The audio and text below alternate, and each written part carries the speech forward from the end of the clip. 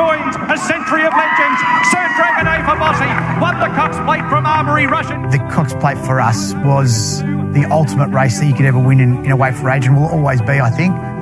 To win it on the 100th running of the Cox Plate, the Gold Cox Plate, it's just unfathomable to even think that we've achieved that goal, and that's ours forever, and they'll be, showing that for the next 100 years. So I just, I'm absolutely stoked with the result for not just for myself, but all the owners that are involved and everyone that's been involved in the whole journey in getting Sir Dragonet to win the 2020 Cox Plate. The history obviously is just there for everyone to see. Only the greatest win this race.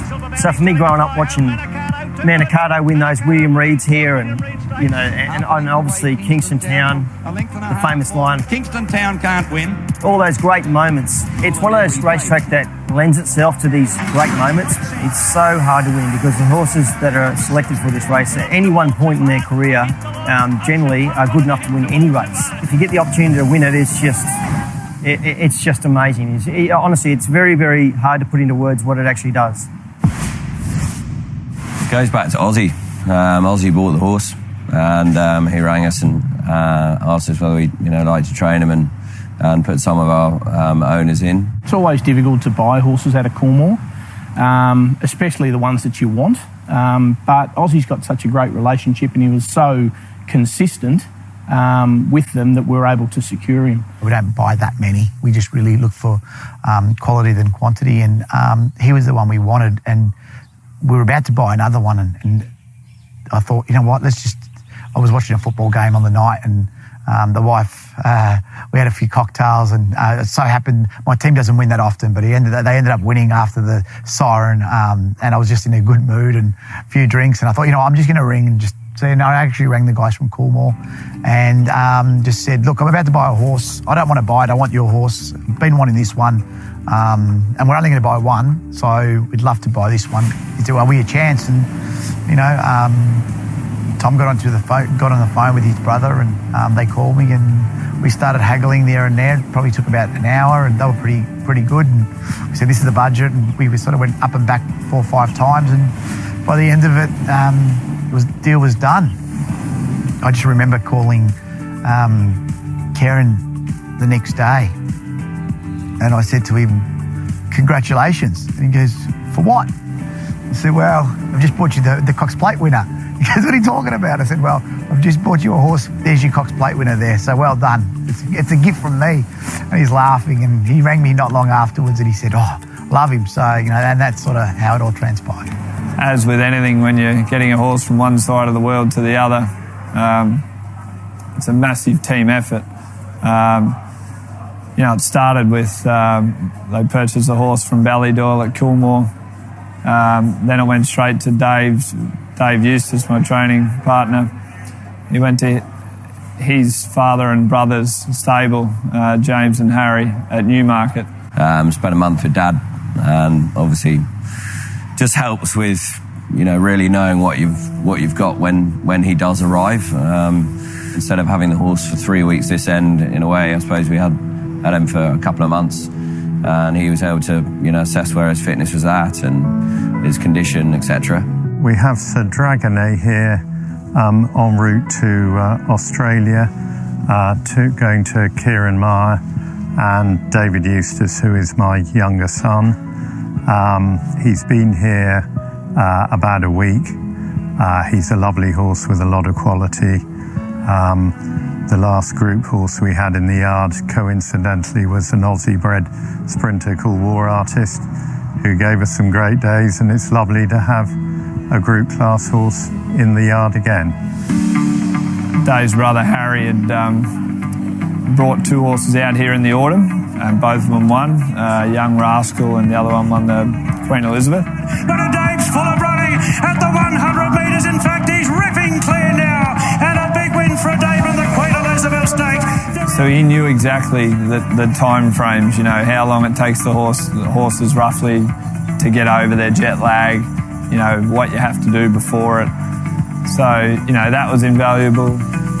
He'd been up and racing, so I suppose we knew the horse had a good base level of fitness and probably didn't need a lot of intense work. I suppose Dad was just able to work out exactly, you know, where he was at from a, you know, fitness, but more so just his action and what he's like as a horse. This horse had been under the Aidan O'Brien training regime, which we all know. You know, he's tough on his horses. He's hard. He's a great trainer, and he gets unbelievable results from his horses. But we just thought that this horse, a real nice letdown, a sort of more relaxed environment, and some softer approach to it might suit him. You know, it could have backfired, but that was the conversation I had with Kieran, and I just thought Kieran, with the facilities he had and the beach work, and the fact that he's trained European horses, and he had another horse in quarantine in the UK. He had a couple of horses there already. So I thought all the sort of stars aligned there. I think Kieran and David are in a really sweet spot. I think they gel really well together. They're great communicators, fantastic horsemen, and it was just a logical choice for us. We have a great relationship with them, and we really thought that they do a wonderful job with him.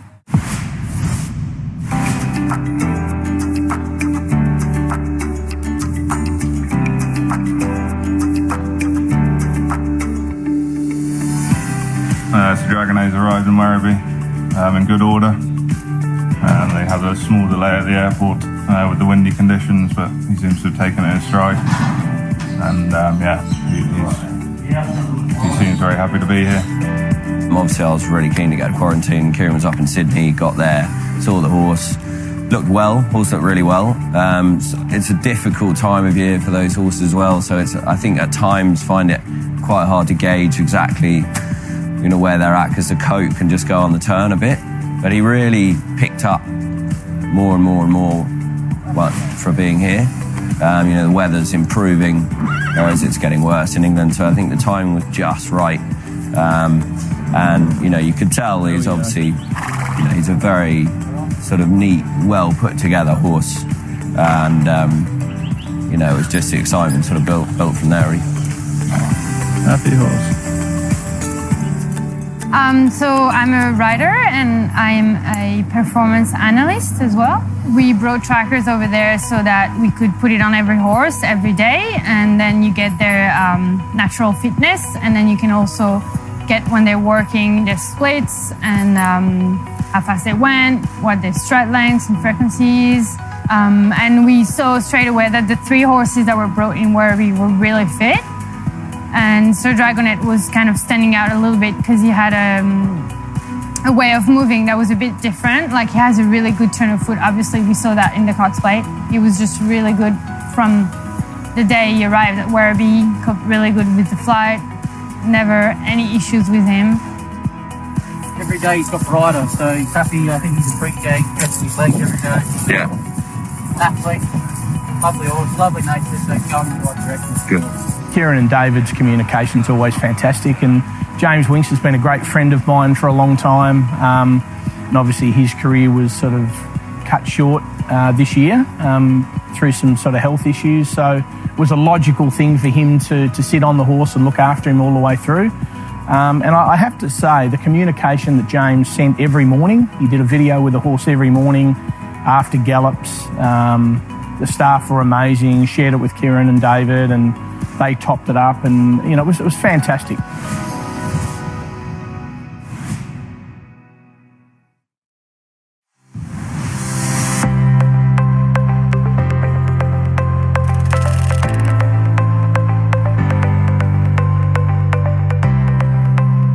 Oh, look, I think I've been coming to Moonee Valley since I was a young kid with my dad and with my grandfather, and you know, just to be in a position where we had a horse this year to be able to compete seriously to win was amazing. Well, I actually made a very conscious decision about a year ago to I'm going to have a crack at something a bit different.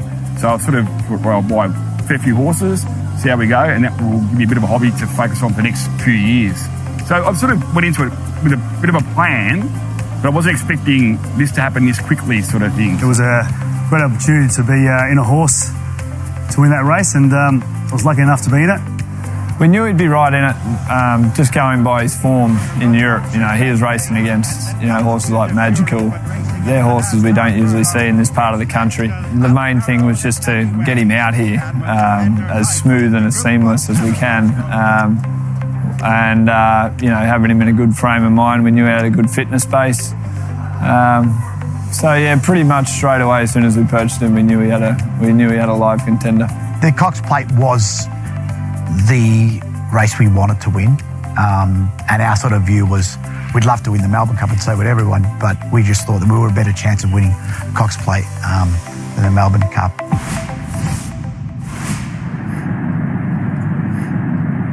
Morning, guys. Yeah, we got thought of that.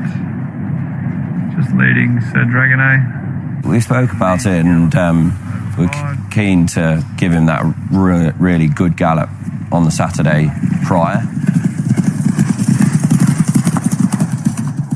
and then freshen him up into the race. Hi guys, we got the Dragon and his missus there, Etar, James. Big Dave's come out for a ride. Sunday morning, already done a lap of the track. Good order, beach is not too rough. We'll do something similar again tomorrow, and pretty right to go. I actually came down from Sydney with Hugh, and we isolated for 5 days, to meet the protocols in the Crown, and so we're having a good chat about the horse and watching replays and stuff like that. And then obviously he got suspended. I did ring Huey and I said, Huey, who do you reckon? What do you think? These are the jockeys I've got in mind. These are the ones we're talking to. Which one do you think we should, put on him? And he said, without question, put Glenn Boss on him. I've always often said opportunities are just opportunities if you don't do anything with it. It means nothing. We've known Glenn for a long time. I've known Glenn from time in Singapore too, when I had some horses over there. So he's ridden for us for a long time. He's a great rider and a great fella, very passionate. Racing lends itself to these ups and downs. Like I've been on the flip side of that coin as well. Through suspension or injury, that I haven't able to win. Actually, an injury cost me a Cox Plate 1 year. So it might have been the one that I got back. But so like I said, when you get these opportunities, you got to make good with them. And when I did get opportunities, like my full focus was on winning this race. So when we obviously know about Grand Slam getting tomorrow, but with barrier draws with Sir Dragonet, what are you thinking? What's your ideal draw for him? Well, I thought 1 to 6 with Grand Slam, and then probably 5 to 10 with Dragon. And I had a chat to Ozzy about the Dragon. He can be not as quick into gear, so if he wasn't as quick into gear, you'd want to just have that option to be. So there doesn't look to be a heap of speed there.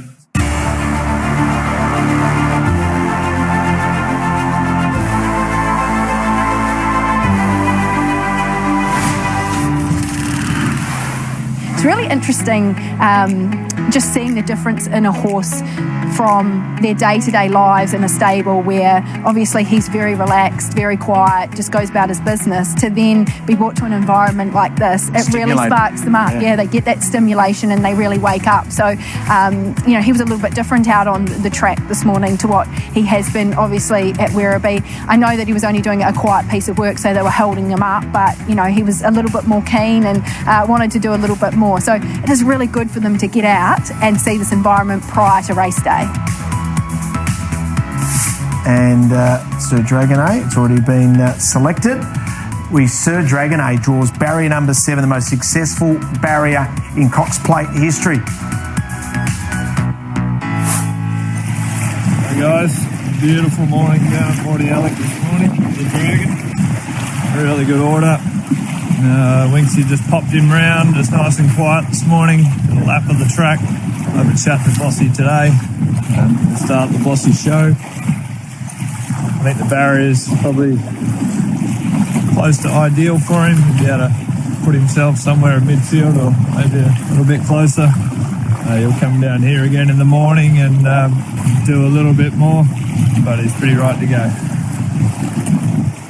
Because he was so fit, we knew he was so rock hard fit, we actually took the pedal off the last 4 or 5 weeks. Like Karen trained him to an absolute treat. Like I spoke with Kieran previously, and I had a lot of input and involvement from the back. Like I had Matt Becker and a couple of guys assisting me in what we thought. And when we sort of spoke to Kieran, we said, look, we think this horse is rock hard fit. He's been up for a while.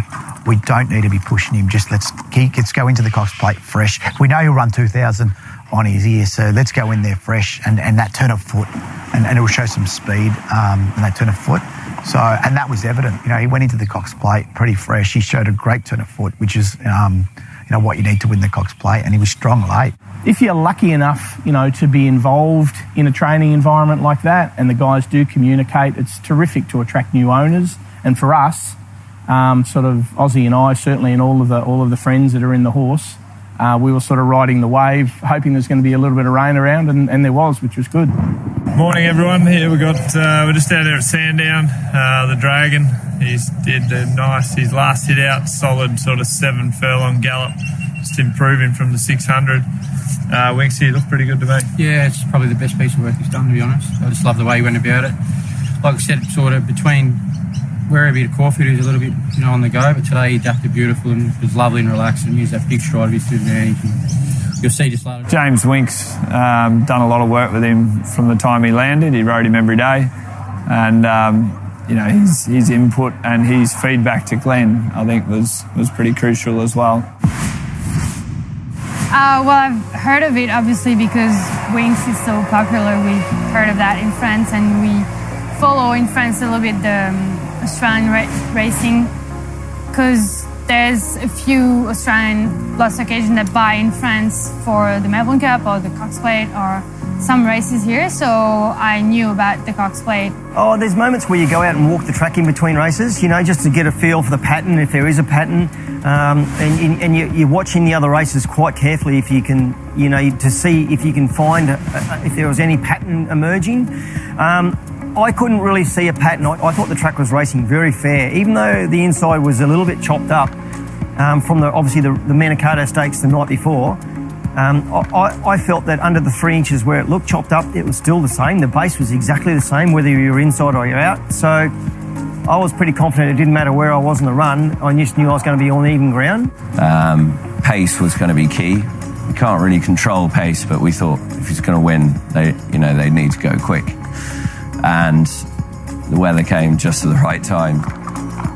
Glenn Boss looking for his 4th Cox Plate. He's on board, number 7, Sir Dragonet. That he is, and I like the conditions. He's got a horse that can potentially settle reasonably close to the pace. The wet ground's really enhanced his chance. He's got form around others, namely Buckhurst, of course, and that form around Magical from the Gold Cup is fantastic. He's good enough. So a surreal feeling here, looking over Moonee Valley as this magnificent field is at the start for the Ladbrokes Cox Plate, the 100th running of the great race. Sir Dragonet goes into barrier number 6 for Glenn Boss, the winner of the race 3 times. Humidor goes up out wide. Well, I've said it countless times, but he just came out with so much confidence. I sort of, when he got legged on, I turned to Kieran and said, I think we're going to be all right here. Well, it was very simple. I said the first half of the race is going to be very simple. I'm not going to get myself involved. And then the next half of the race is where I'm going to really turn on and then start to evolve and get myself in the race. And I'll get myself around the right horses, and then I'll just let him win. And I was just like, I know David was a bit taken back. He was like, are you serious? And for the 100th time, they are set for the Ladbrokes Cox Plate, and they're racing.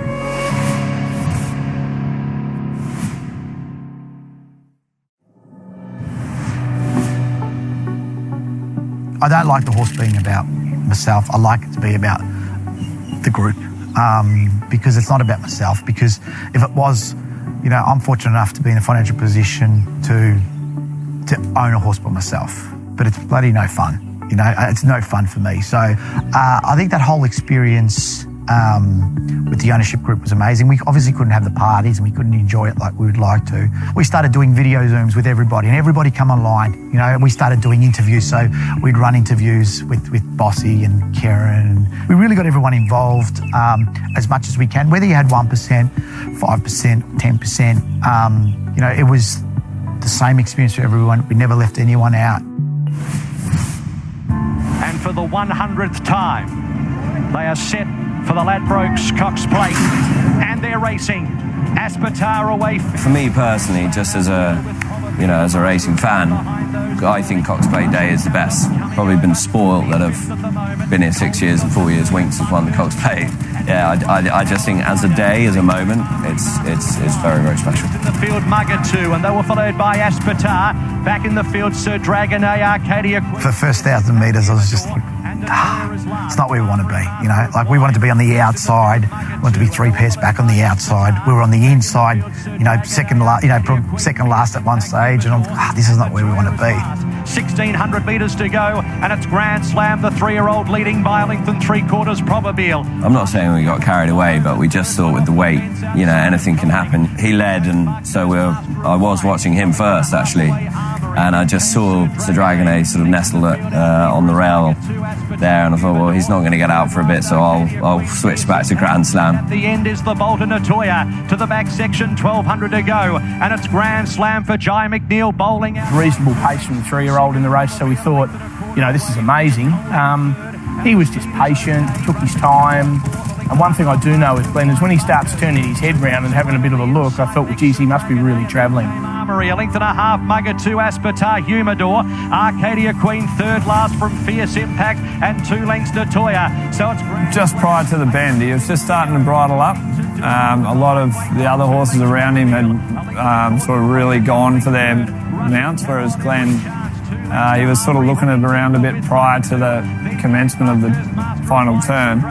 And just to see who was where and what was where, I started to grow in confidence as we come round the turn. Toya Humidor well back. Russian Camelot lets down now. Moves up on the outside and takes... It was funny because the week before I watched the race in my pyjamas, and I actually had a shower and put my pyjamas on. I'm not going anywhere. I'm sitting on the couch comfy and had my pyjamas on. So I thought, no, I'm watching this race in the same way I'm putting. There's some footage going around which is a little bit embarrassing, but you know, it's not that bad when you win. Sir Dragonet takes the lead, coming clear and joins a century of legends. Sir Dragonet for Bossy won the Cox Plate from Armory. Russian Camelot thought the photo, Mugger 2 and Arcadia Queen from Probile. A great race. Then came Fierce Impact, Master of Grand Slam. I just went berserk from about 180 or 200 out. Not as crazy as what probably everybody's seen on social media with Aussie with his pyjama pants on and falling over on the ground, but there was a lot of crying in my place too, just sort of sitting back, just realising that you'd sort of accomplished something that, you know, you always hope to be able to do, but it's just a dream, really. Yeah, we're probably not the best at showing our emotions as well, Kieran and I. He's got a lot of stick for his interview, but it was odd. A little bit of, did that really just happen? It was great. The Bossy, he really lifted the moment of it. This is for my wife and my 2 kids. They've had to put up with a lunatic in the last couple of years, and gee, boss, and you know, I've settled down in the last 12 months, but sweetheart, I swear to God, this is just for you and Tate and Carter. This is so special for us, sweetheart. The horse wins, you know, they're like standing in front of the camera or in front of the microphone. I'm like, yep, no worries. And then Glenn spoke for about 10 minutes, and I was sort of looking at Richo's facial expressions because he can hear it all in his ear, and I can't hear any of that. So it's just like, basically like, I've just won a Cox Plate and there's dead silence. Glenn, as he can, you know, he's quite an emotional guy, and here he comes. It's brilliant, isn't it? It's unbelievable. There's no bigger race man than Bossy. And then I obviously got on and said a few words and a few wrong ones, but we won't worry about that. I better give my mum and dad a shout out too. My brothers and sisters, brothers. Sorry, I don't have any sisters. That's what the Cox Plate does to you, mate. I can't remember. I just screamed, you know. It's just, it was the weirdest thing.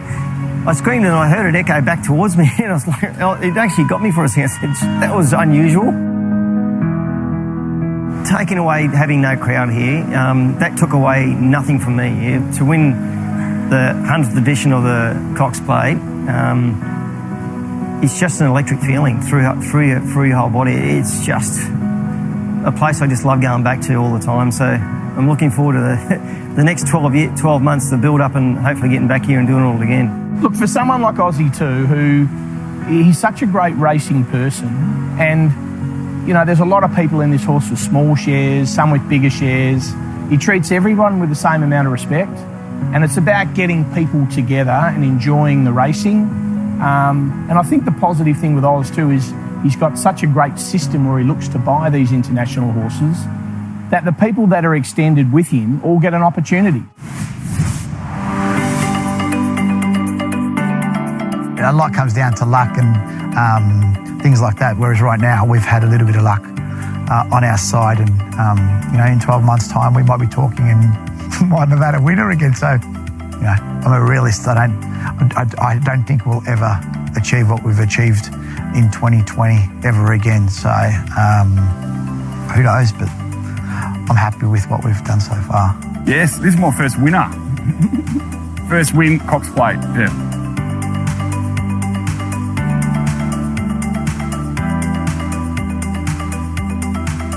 It's got to be about a good bunch of owners that have fun and enjoy the experience, because you can very easily get lost, as a number, and you put your money in and you've forgotten. Look, there's a couple of guys there that we were acquaintances, we knew each other, and it's hello, but we wouldn't go out of our way to make a phone call. Now you're ringing them or you're texting them. You see something funny, you send them a video of it. So it's things like that, and I'm sure as he continues to race, we'll just get closer and closer and closer.